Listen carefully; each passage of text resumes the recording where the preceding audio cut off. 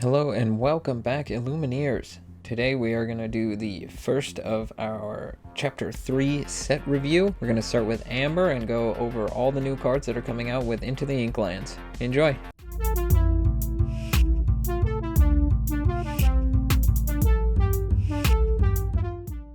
Alright, we are going to start with our legendary cards in Amber. Our first one is Perdita from 101 Dalmatians. It is a 6-cost character, non-inkable. Her ability is Come Along Children. When you play this character and whenever she quests, you may play a character with cost 2 or less from your discard for free. Additionally, she has 1 willpower, 6 strength, quests for 2 lore. Pretty powerful card right here. Unfortunately, not being able to ink makes it a little less desirable, but getting to play something 2 or less for free in an Amber or Amethyst aggro deck is going to make this card unbelievably powerful.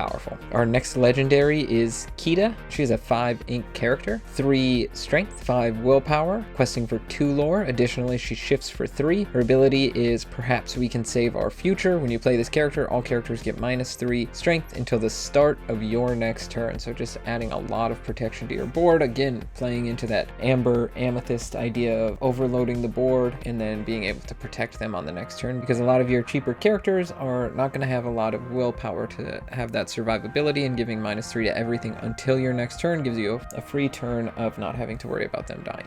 Getting into our super rares, our first one is Pongo, 3 ink character that is inkable. Pongo has 3 strength, 2 willpower, questing for 1. Additionally, it has the ability Twilight Bark. Once per turn, you may pay 2 ink to reveal the top card of your deck. If it's a character card, put it into your hand, otherwise put it on the bottom of your deck. This card is going to work great in a character-focused deck, allowing you to sift through the things that you don't want, especially late game when you want to just get the characters out and maybe you have some songs or some actions that aren't going to be super powerful, or maybe an item that you don't really want but would have been helpful early game. This allows you to filter in your characters and put them right into your hand, almost acting as a draw in a super character-focused deck. Our next super rare is Piglet, costing 2 ink and is inkable. 2 strength, 2 willpower, questing for 1. Piglet's ability is And I'm the Captain. While you have 2 or more other characters in play, this character gets +2 lore. So questing for 3 makes Piglet pretty powerful, costing only 2. This is one that can get played back by Perdita. Additionally, having Piglet in a cheap character-focused deck, you're going to get that extra 2 very fast. Pretty good card. The last in our super rares is Chernabog, costing 10 and not being inkable. 9 strength, 9 willpower, questing for 3. 10 may seem like a lot, but then you see the abilities, and this is where I think Chernabog is like going to be insanely powerful. The Power of Evil is the first ability. When you play this character, pay 1 less for every character card in your discard. So again, putting this into a character-focused deck, you're going to have so much in your discard pile, you could play Chernabog next to free. Additionally,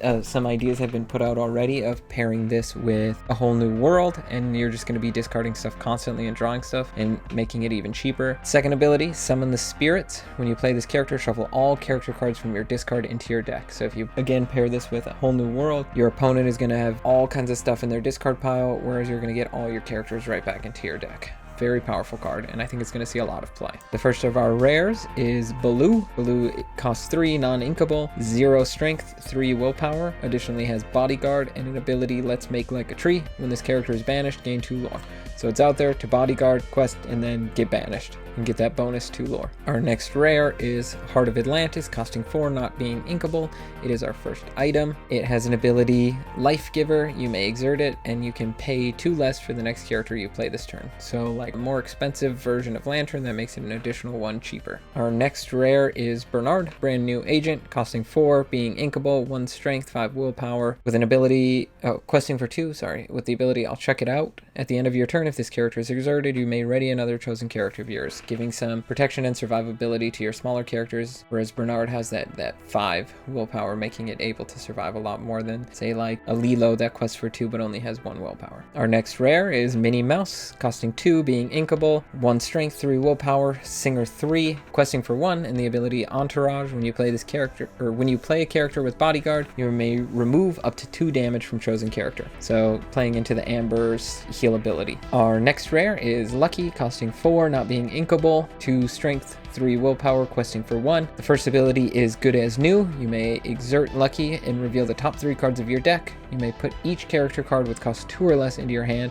put the rest on the bottom of your deck in any order. Again, playing into that cheap Amber, probably Amber Amethyst deck of getting a whole bunch of stuff that's really cheap, quests for a lot, and just overloading the board with characters. And then second ability is Puppy Love. Whenever this character quests, if you have 4 or more other characters in play, your other characters get +1 lore this turn. So again, playing right into that theme. You quest with Lucky first, and if you have enough characters, all of them are going to quest for an additional, and you could, I mean, with 4 characters, that's another 4 lore by itself. That's a big swing. Our next rare is Pluto, costing 7, being inkable, 3 strength, 8 willpower. It's a Floodborn with shift 5, quests for 2. Additionally, Pluto has Bodyguard and has the ability Guard Dog. At the start of your turn, remove up to 3 damage from this character. Having Bodyguard is going to make it get challenged every single time one of your opponents is challenging. Additionally, you get to remove damage constantly, giving Pluto a lot of survivability. Our next rare and the first of our location cards is Pride Lance. It costs 2,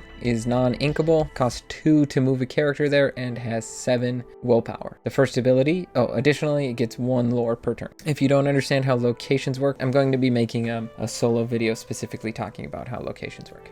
Anyway, it has the ability We Are All Connected. Characters get +2 willpower while at that location. And then the second ability is Lion Home. If you have a prince or king character here, you pay 1 less ink to play characters. Pretty solid, playing into getting a lot of stuff out, and additionally giving your character some survivability by being there. And it itself is really cheap. Being non-inkable makes it a little tougher. The last of our rares in Amber is the Bare Necessities. It costs 2, is inkable, and is in action and song. What Bare Necessities does is chosen opponent reveals their hand and discards a non-character card of your choice. So it is a cheap removal, especially with how much is going around of draw actions and whole new worlds. This card is going to be super powerful in getting rid of removal and stuff like that you get to choose out of your opponent's hand, which makes it a lot better. So it can be situationally based. It does not hit characters, which of course isn't great. All right, we are now to the uncommon, so I'm going to start breezing through these a lot quicker. So we got Wendy Darling, cost 2, is inkable, a 1/3 questing for 2, pretty solid uncommon. We have Nani, cost 5, is inkable, additionally has Bodyguard, quest for 2, 3 strength, 6 willpower. Honestly, another really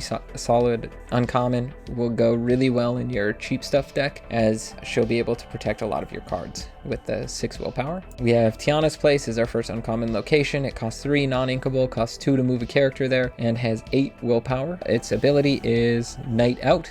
Characters can't be challenged while there. That's a pretty powerful ability, honestly, allowing your characters to survive there. If you have something that's really important, they'd have to get rid of that location first, or have like targeted removal. Next we have Roly, costs 3, is inkable, has support, and quest for 1 as a 3/3. Not bad, pretty mediocre. Next we have Tinkerbell, costs 4, non-inkable, is a 1/4 that quests for 1. Also has the ability Make a New Friend. When you play this character, look at the top 4 cards of your deck. You may reveal a character card and put it into your hand. Place the rest on the bottom of your deck in any order. So this can be a solid ability. You get a free character out of it, especially in a character-focused deck. Being non-inkable, we've run into a lot of stuff that isn't inkable, so it may not make the list, but it is a solid backup if you're not able to get those high-end cards. Next we have Wildcat's Wrench. It costs 2, is inkable, it is an item. Ability is Rebuild, you exert it and remove up to 2 damage from chosen location. So this is our first card that's going to be damage removal from locations specifically and not characters. Next up is Pluto, Friendly Pooch. Costs 1, is non-inkable, is a 0/2, has the ability Good Dog, you may exert it, and you pay 1 less for the next character you play this turn. So it allows you to rush out a lot of stuff early game, and